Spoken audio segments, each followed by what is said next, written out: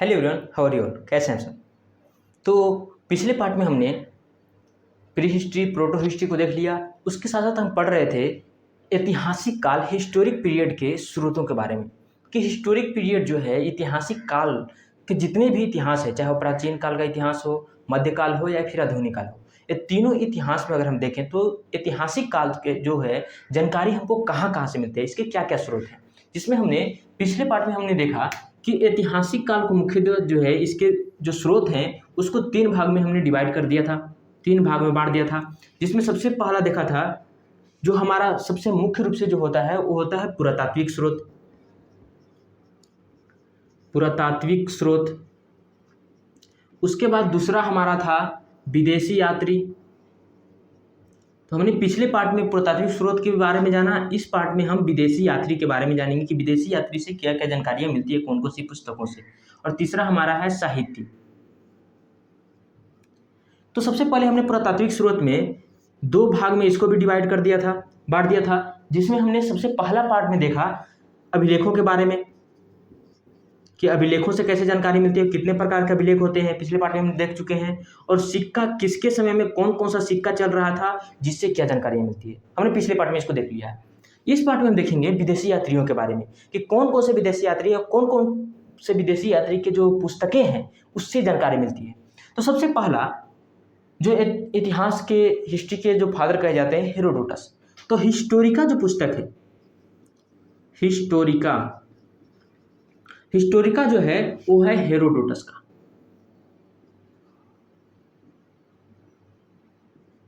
Herodotus का कौन सा पुस्तक है? हिस्टोरिका। दूसरी पुस्तक आती है नेचुरल हिस्टोरिका। नेचुरल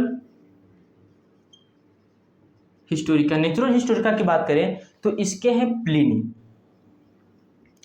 इसके लेखक कौन है? प्लिनी है। प्लिनी के नेचुरल हिस्टोरिका से भी जानकारियां मिलती है। उसके साथ साथ तीसरा आता है जियोग्राफिका।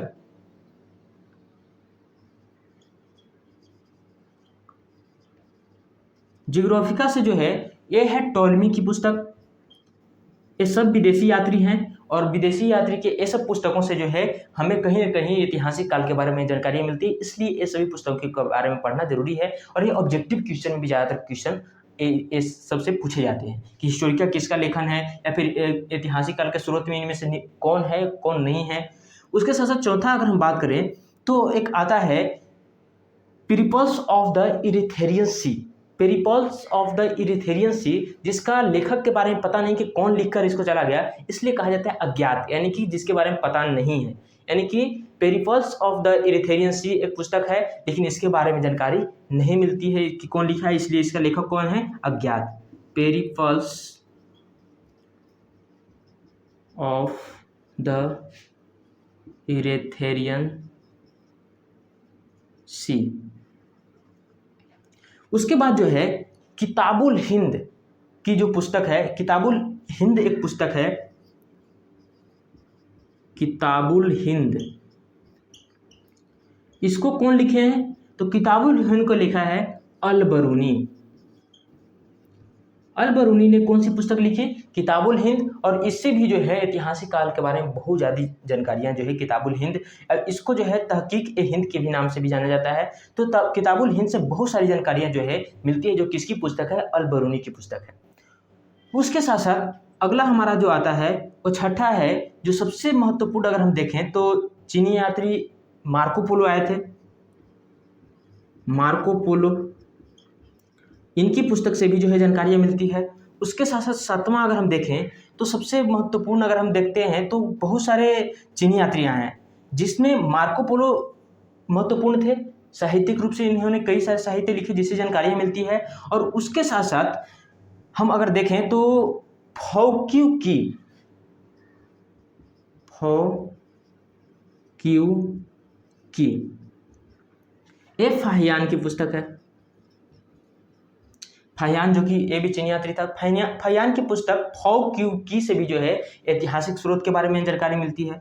और इसके साथ साथ जो है अगला जो पुस्तक है सी क्यू की, ये पुस्तक है वेनसांग की।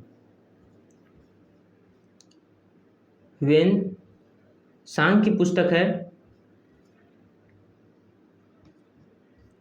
ह्वेनसांग की पुस्तक सी क्यू की से जो है बहुत सारी जानकारी मिलती है। और ह्वेनसांग जो कि एक प्रमुख रूप से यहाँ पे आकर यहाँ के बारे में बहुत अच्छे से जानकारियाँ इकट्ठा किया था, यहाँ के आकर यहाँ के भाषाओं को भी सीखा। इसलिए ह्वेनसांग को अगर बात करें तो यात्रियों का राजकुमार कहा जाता है, यात्रियों का राजकुमार, और उसके साथ साथ हिंदी का पंडित कहा जाता है। तो एक बात याद रखना है, ह्वेनसांग को क्या कहा जाता है, तो ह्वेनसांग तो पहला कि सी क्यू की पुस्तक का लेखक भी है, इसने सी क्यू की पुस्तक लिखी। उसके साथ साथ ह्वेनसांग जो है यात्रियों का राजकुमार कहा जाता है, और ह्वेनसांग जो है उसे हिंदी का पंडित भी कहा जाता है। यात्रियों में अगर कहेगा कि हिंदी का पंडित किसे कहा जाता है तो वे है ह्वेनसांग। उसके बाद जो है इब्न बतूता आया था। तो इब्न बतूता की पुस्तक है रिहला। रिहला इब्न बतूता की पुस्तक कौन सी है, रिहला। इब्न बतूता मोरक्को का रहने वाला था, जो कि अफ्रीका का एक देश है। तो मोरक्को से कौन आया था, इब्न बतूता, और यहाँ पे आकर भारत के बारे में जाना, और भारत पे जो है उसने अपनी पुस्तक रिहला में इसकी चर्चा की है। इसलिए इब्न बतूता की पुस्तक रिहला से भी जो है ऐतिहासिक काल के बारे में जानकारियाँ मिलती है। उसके बाद जो अगर हम बात करें तो मतला ए सोहेन, यहाँ पे लिख देते हैं मतला ए सोहेन, जिसको अब्दुल रजाक ने लिखा था, अब्दुल रजाक। तो मतला ए सोहेन जो पुस्तक है इससे भी जो है जानकारियां मिलती है। उसके बाद जो है इत्सिंग आया था। इत्सिंग क्या किया कि यहाँ से, जैसे कि बौद्ध धर्म की एक प्रमुख पुस्तक है जिसका नाम है त्रिपिटक, तो त्रिपिटक की इसने क्या किया, 400 प्रतियां यहाँ से ले गया था। 400 प्रतियां करने का मतलब जैसे आज फोटो कॉपी कराते हैं उस प्रकार से त्रिपिटक की 400 प्रतियां बनवाया। 400 यानी कि कह सकते हैं फोटो कॉपी करा दिया, लेकिन उसमें फोटो कॉपी का तो था नहीं, तो 400 पुस्तक उस प्रकार से लिखवाया और उसको ले गया, यानी कि 400 उसी को छपवाया 400 बार, और उसको 400 प्रतियां कहाँ से ले गया, त्रिपिटक की 400 प्रतियां को यहाँ से ले गया था। त्रिपिटक जो कि बौद्ध धर्म की सबसे प्रमुख अगर कहें तो ग्रंथ और पुस्तक मानी जाती है त्रिपिटक। तो त्रिपिटक की 400 प्रतियां जो है इत्सिंग यहाँ से ले गया था, और उसने यहाँ के बारे में भी जानकारियां बहुत ज़्यादा देता है। तो इस प्रकार से अगर हम देखें तो ये कुछ प्रमुख विदेशी यात्रियों से और इनकी पुस्तकों से जो है कहीं ना कहीं ऐतिहासिक काल के बारे में जानकारियाँ मिलती है। इसलिए इन कम से कम प्रमुख जो 11 विदेशी यात्री हैं इनको कम से कम हमको याद रखना होगा, जिसमें सबसे पहले हिस्टोरिका के लेखक हेरोडोटस हैं, उसके बाद नेचुरल हिस्टोरिका के लेखक प्लिनी, जियोग्राफिका के लेखक टोलेमी जो कि जियोग्राफिया से भी जानकारी, उसके बाद पेरिपल्स ऑफ द एरिथेरियन सी जिसका लेखक का पता नहीं चला इसलिए अज्ञात कहा जाता है, किताबुल हिंद या फिर जिसके लेखक कौन है, अल्बरूनी है। उसके बाद मार्को पोलो आया जिसने अपने पुस्तकों में साहित्यों में इसकी जानकारी दी। उसके बाद फाओ क्यू की जो कि फहियान इसके समय में आया, और फहियान जो है चंद्रगुप्त द्वितीय के समय में आए थे। उसके बाद अगर बात करें तो सी क्यू की जो कि ह्वेनसांग की पुस्तक है, और सी क्यू की एक किस समय आए थे, तो ये हर्षवर्धन के समय में आए थे। और ह्वेनसांग जो थे इनको विदेशी यात्रियों में जो है यात्रियों का राजकुमार और उसके साथ साथ हिंदी का पंडित भी कहा जाता है। रिहला किसकी पुस्तक है, इब्न बतूता की। इब्न बतूता कहाँ से आया था, मोरक्को से आया था, जो कि अफ्रीका का एक देश है। उसके बाद अगर बात करें तो मतला ए सोरेन जो कि अब्दुल रजाक का लेखन है, उसके साथ साथ इत्सिंग यहाँ से 400 प्रतियां त्रिपिटक की ले गया था। तो इस प्रकार से इन सभी के बारे में याद रखना जरूरी है, जो कि ऑब्जेक्टिव क्वेश्चन में ज़्यादातर पूछे जाने वाले प्रश्न हैं। तो इस प्रकार से विदेशी यात्रियों की जो पुस्तकें हैं उससे हमें ऐतिहासिक काल के बारे में जानकारियाँ मिलती है। तो इस पार्ट के लिए इतने ही। अगले पार्ट में हम देखेंगे साहित्यिक स्रोत के बारे में, जिसको आगे चल के कई भागों में डिवाइड किया गया है, जिसमें धार्मिक स्रोत और अधार्मिक स्रोत।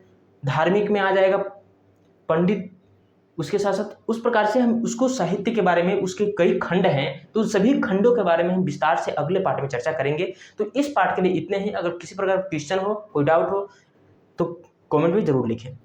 थैंक यू, धन्यवाद।